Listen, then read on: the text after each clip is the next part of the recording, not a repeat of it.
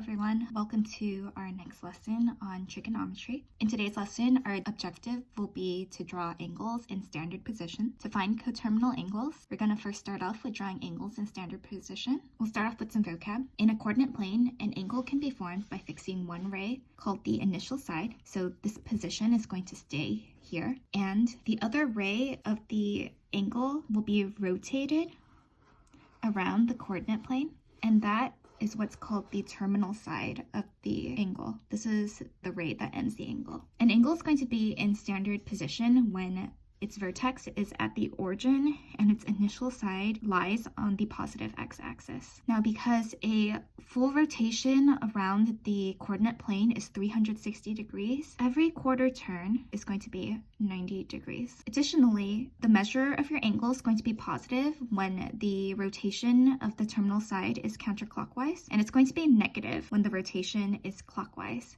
The terminal side of an angle can rotate more than 360 degrees. So for example, if we were to rotate it 2 rotations around the coordinate plane, it would have a measurement of 720. Let's get some practice with drawing some angles in standard position. We're first going to start off with 240 degrees. The initial side is going to be fixed to the positive part of the x-axis, and then we want to rotate our terminal side so that a measurement of 240 degrees is achieved. So if we make 1 quarter turn, we'll be at 90 degrees. 2 quarter turns will be at 180 degrees. If we were to make a full 3rd quarter turn, that'd be 270, which is a little bit more than we want. So from 180, we have to rotate an additional 60 degrees to get to 240. There's our angle that measures 240 degrees in standard position.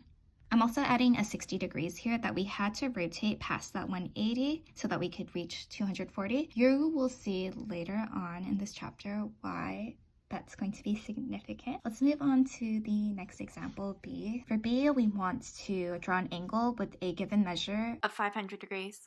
Again, initial side is fixed onto the positive side of the x-axis. Now, 500 degrees is going to be more than 1 full rotation, but it's going to be less than 2 rotations. So already we know that we have to rotate 1 full rotation. Now we're at 360 degrees. In order to get to 500 degrees, we have to rotate an additional 140 degrees. There is my additional 90. And from 90, I have to rotate my angle 50 more degrees to get to 140 degrees.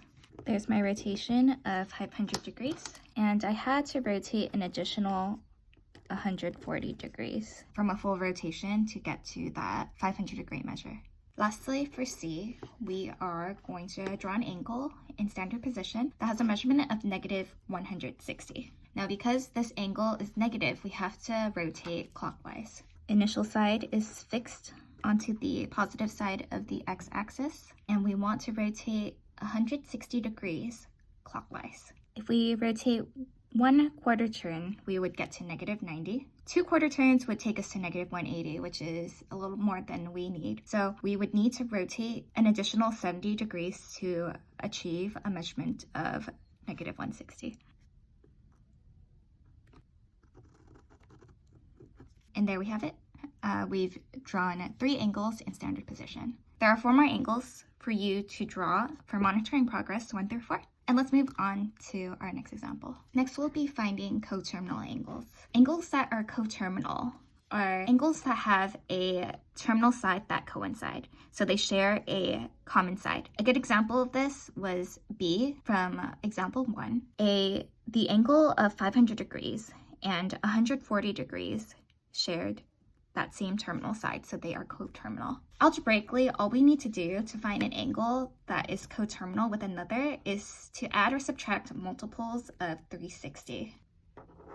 This is what we'll be doing next to find some coterminal angles. In example 2, we're asked to find 1 positive angle and 1 negative angle that are coterminal with the 2 angles that we are given. We'll start off with A. We want to find a positive coterminal angle for this angle measurement, negative 75. All we simply need to do is add 360. This gives you 285 degrees. Now, because we want to find a negative coterminal angle to negative 75 degrees, we can subtract 360 from negative 75. This will give you negative 435 degrees.